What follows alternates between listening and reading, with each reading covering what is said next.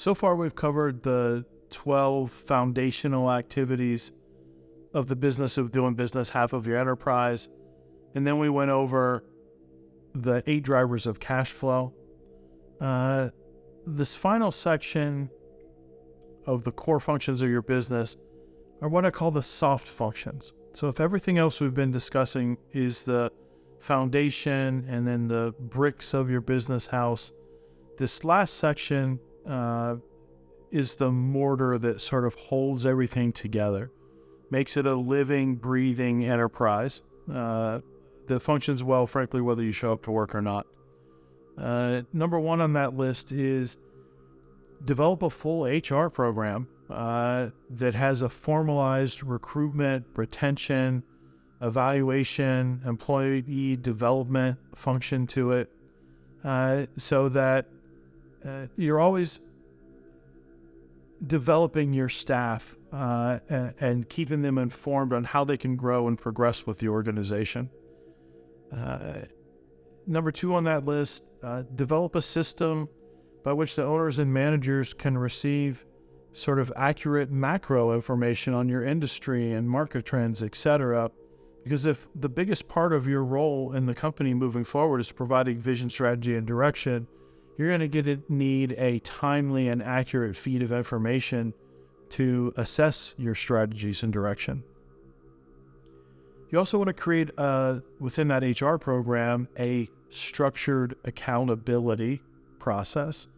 So we talked about the carrot being your performance-based pay system to motivate people from inside their own chest to work harder and smarter for both themselves and the rest of the organization. Unfortunately, you got to also have a stick. And in these litigious times that we live at, you got to cover your rear end when you have to hold somebody accountable.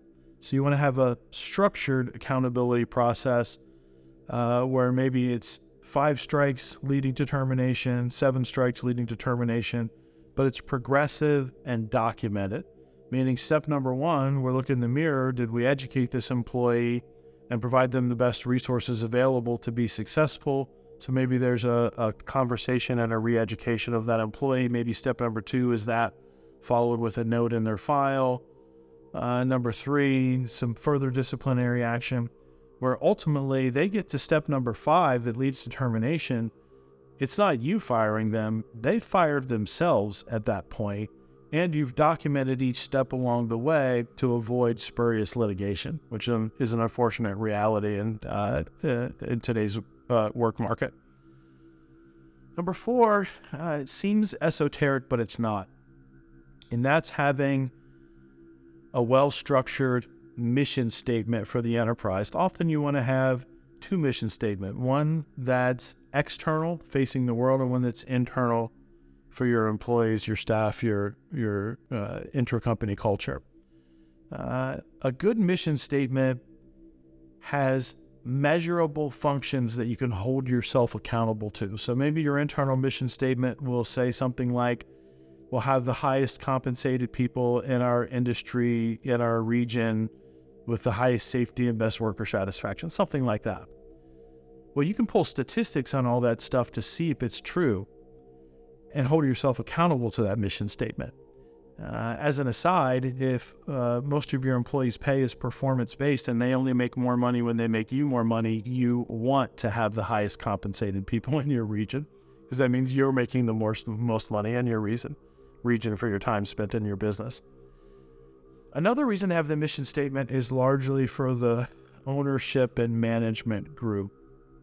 So if moving forward, the business is organized in such a way to where the vast majority of your time and mental capacity is spent on providing vision, strategy, and direction for the organization, and it's so well organized that that business is now providing you capital to actually play with and execute on your vision, strategy, and direction, it is not inappropriate that occasionally you'll wander a little far afield, exploring different directions and different things and opportunities that you can access.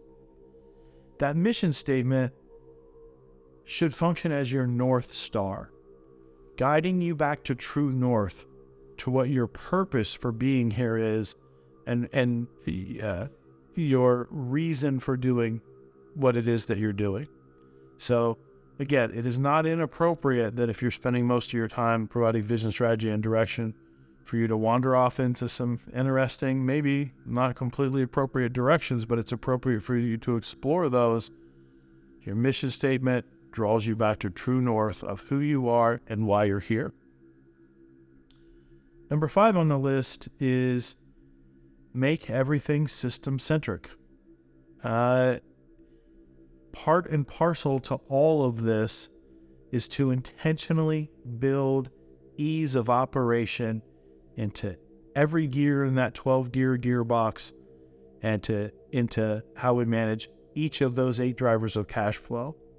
Ease of operation for every component is mission critical, because any component that is not structured or built in a way that has ease of operation, part and parcel to its daily functionality, is a place in your company where that's going to create a bottleneck. And then often that particular gear will no longer be utilized. And now we run back into the problem of what gearbox works well with missing gears. All the gears have to be working at once. The only way to maintain that is to build ease of operation into every function.